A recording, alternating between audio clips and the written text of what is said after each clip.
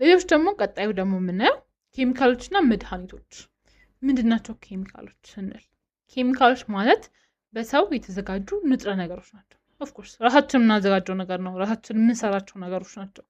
ለምሳሌ መድኃኒት አለ። መድኃኒት እኛ የምንወስደው ሲያመን፣ ራስ ምታት ሲኖረን፣ ሌላም ህመም ሲኖረን ምንለው የምንወስደው። ሌላ ደግሞ ጸረ ተባዮች አሉ። ጸረ ተባዮች የቢንቢ፣ የበረሮ ምን ምንላቸው ማለት ነው። የጽዳት ነገሮች ቤታችንን ለማጽዳት የምንጠቀመው በረኪና፣ ኦሞ፣ ሌላ ምን አለ ቪም የሚባለው ነገር። እነዚህ ሁሉም ናቸው የጽዳት ነገሮች ናቸው። ምንላቸው ነገሮችን የምናጸዳቸው ማለት ነው። ሌላኛው ደግሞ ምንድነው የኬሚካል አደጋዎች።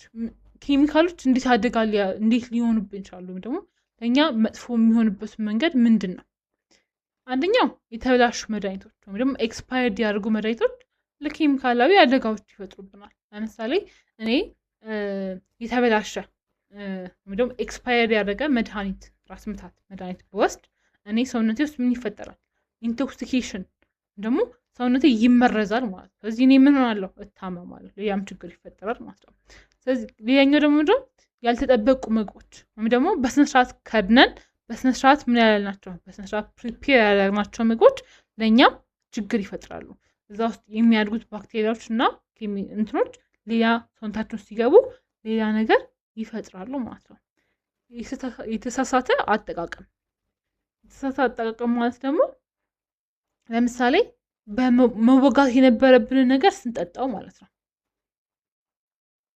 መወጋት የነበረብንን መድኃኒት ደግሞ ዶክተሩ የምትወጉት ሳይለን ይህን መድኃኒት ውሰዱ ቢላችሁ ከዛ ፋርማሲ ሄዳችሁ ፋርማሲውም ኦኬ ብሎ መድኃኒቱ ዝም ብሎ ቢሰጣችሁ እናንተ ባታውቁት አጠቃቀሙን ባታውቁት ምንድን ማለት መወጋት ነበረባችሁ፣ ግን እናንተ ጠጣችሁት።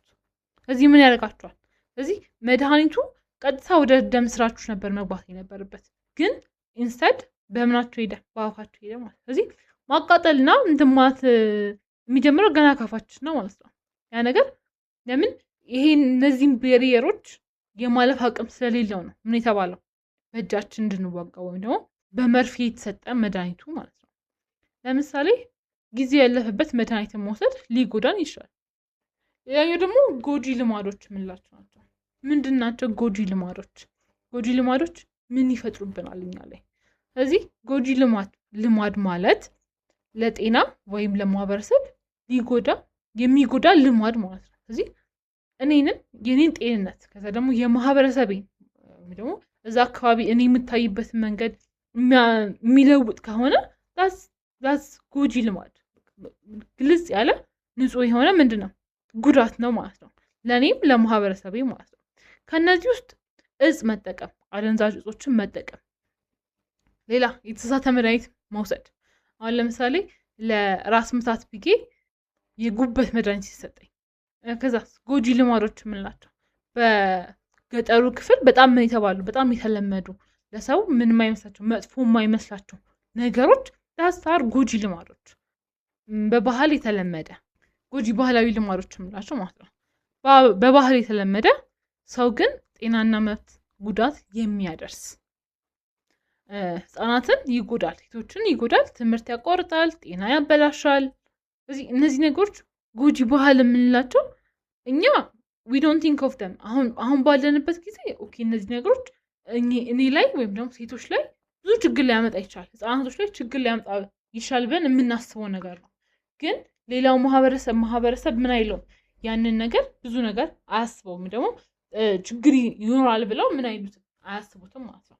ስለዚህ አንድ ጤናዬን አጣለሁ፣ ከዛ ደግሞ ሁለተኛ ደግሞ መብቴን እነፈጋለሁ ማለት ነው። እኔ ማድረግ የምፈልገውን ነገር እንዳላረግ፣ ለምሳሌ ሴቶች ይጎዳሉ፣ ከዛ ትምህርት እንዲያቋርጡ ይደረጋሉ፣ ከዛ ደግሞ ትምህርት ካቋረጡ ከዛ ጤናቸው ይበላሻል ማለት። ስለዚህ ስለዛ ነገር ስለሚያስቡ በጣም ምን ይሆናል፣ ስለዛ የአእምሮ ጤናና የአካላዊም ጤና ይበላሻል ማለት ነው።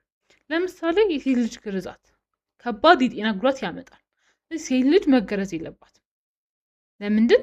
ብዙ ነገር እሷ ላይ የሚፈጥረው ወይም ሴት ልጅ ላይ የሚፈጥረው በጣም ብዙ ችግር አለ ማለት ነው። ከዛስ ቀድሞ ጋብቻ ወይም ያለ እድሜ ጋብቻ የምንለው ማለት ነው። ለምሳሌ ልጅቷ 13 ሆና ባልየው ምን ይሆናል 20 ወይ 30 ዓመት ሊሆን ይችላል።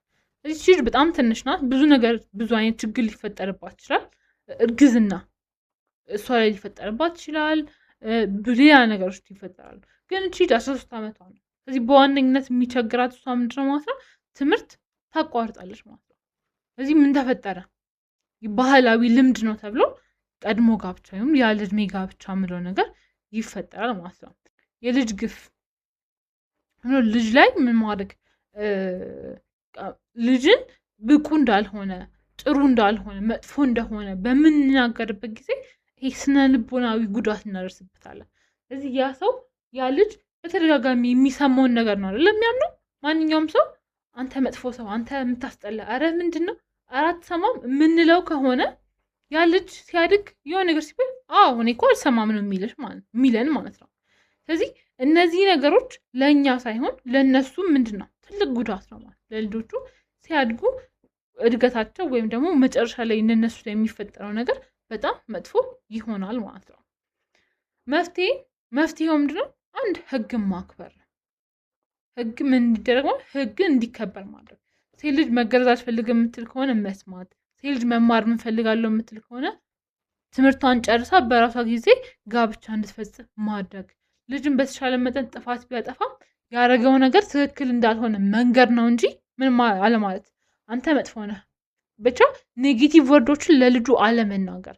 ስለዚህ ልጁን ቢውልድ እያደረግ ነው የሚሄድ ማለት ልጁን ቢውልድ እያደረግ ነው ቢሄድን ቁጥር ለእኛም ለወደፊታችን ምን ይሆንላል ማለት እኛንም ሊጦረን የሚችል ሰው ይፈጠራል ማለት ነው። ግን if you are feeding him a bad thought እንደውም መጥፎ ነገሮችን የምንሰጠው ከሆነ የሚቀበልና የሚያምነው መጥፎ ነገር ነው ማለት ነው። ከዛ የህብረት ትምህርት ስለዚህ ልጆቹ እንዲማሩ ማድረግ፣ የሴት መብቶችን መጠበቅ፣ ትምህርትን ማስፋፋት እነዚህ ሁሉ መፍትሄዎቻችን ናቸው። ስለዚህ የባህል ጎጂ ባህል ልምዶችን እንዲነሱ በማድረግ ህግ እንዲከበር ማድረግ፣ የሴቶች መብታቸው እንዲጠበቅ ማድረግ። ትምህርት የሌላ አካባቢዎች ነው አይደለ እንደዚህ ያለ እድሜ ጋብቻ ምናምን ነገር የሚፈጠረው። ስለዚህ በእነዚህ ቦታዎች በሙሉ ምን ማድረግ ትምህርትን በማስፋፋት እዛ ያሉትን ልጆች መጠበቅ እንችላለን ማለት ነው። ሌላኛው እና የመጨረሻ ቶፒካችን ደግሞ ድርቅና ረሃብ። ድርቅ ማለት ነው ድርቅ ምን ማለት ነው? ከዛስ ረሃብስ ምን ማለት ነው? ድርቅ ረዥም ጊዜ አንድ ቦታ ዝናብ ሲያጣ ወይም ደግሞ የውሃ እርጥበቱ በጣም ሲቀንስ፣ ከዛ የውሃ እርጥበት ወይም ደግሞ የውሃ እጥረት ካጋጠመን ምን እናደርጋለን? እርሻ ምርታችንን በዛን መጠን ይቀንስብናል ማለት ነው። ስለዚህ ዝናብ ቢጠፋ እርሻ ይደርቃል። ስለዚህ የምናጠጣው ነገር ስለሌለን እርሻችን የዘራነው ዘር ምን አይልንም ማለት ነው፣ ኢፌክቲቭ አይሆንልንም ማለት ነው። ረሃብ ማለት ደግሞ በህብረተሰብ ውስጥ የምግብ እጥረት ሲያጋጥም፣ ሰው ሲራብ፣ ስለዚህ ማህበረሰብ ውስጥ ምግብ አጠረ ማለት ሰው ምን አይችልም ማለት ነው፣ ምን በቃ ይዳከማል ማለት ስለሚራብ ወይም ደግሞ የሚበላው ምግብ ስላጣ ምን ያደርጋል? በጣም እየደከመ ይመጣል። ስለዚህ ሲደክም ደግሞ ቶሎ ለበሽታ የመጋለጥ አቅም አለው ማለት ነው።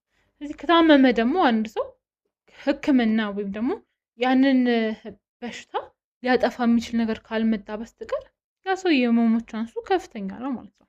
ስለዚህ ምንም ጊዜ ቢሆን አንድ ረሃብ የምንለው አንድ ማህበረሰብ ውስጥ የምግብ እጥረት ሲኖር፣ ከዛ ያ ሰው ደግሞ ሲዳከም በራብ ምክንያት ሲዳከም፣ ከዛ ደግሞ ህመም ከመጣበት በኋላ ደግሞ መቋቋም ካልቻለ ወደ ምን ይሆናል ማለት ነው? ወደ ሞት ነው የሚሄደው ማለት ነው።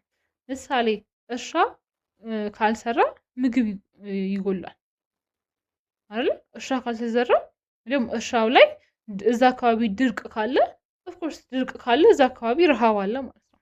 ለምን ድርቅ ምንድነው? እርጥበት የእርሻ ወይም ደግሞ የዝናብ መጠናችን ዝቅተኛ ስለሚሆን ማለት ነው። ድርቅና ረሃብ ምክንያቶችና መፍትሄ ማለት ነው። ምክንያቶቹ የአየር ለውጥ፣ የደን መጥፋት፣ የመሬት መበላሸት፣ ድህነት፣ እነዚህ ሁሉ ምንድን ናቸው? ምክንያቶቹ ናቸው። ወይም ደግሞ ድርቅና ረሃብ የሚከሰትበት ምክንያት ይሄ ነው ማለት ነው።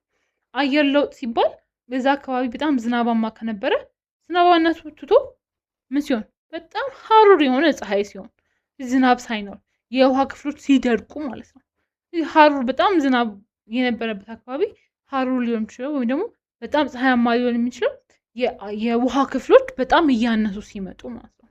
እዛ አካባቢ ያለው ደግሞ ደን ሲጨፈጨፍ የፀሐይ መጠን ወይም ደግሞ ግሎባል ዋርሚንግ ምን ሲሆን በጣም ከፍ ሲል ማለት ነው። ግሎባል ዋርሚንግ ከፍ አለ ማለት ምን ሆነ ማለት ነው? የሙቀት መጠናችን በጣም እየጨመረ ነው ማለት ነው።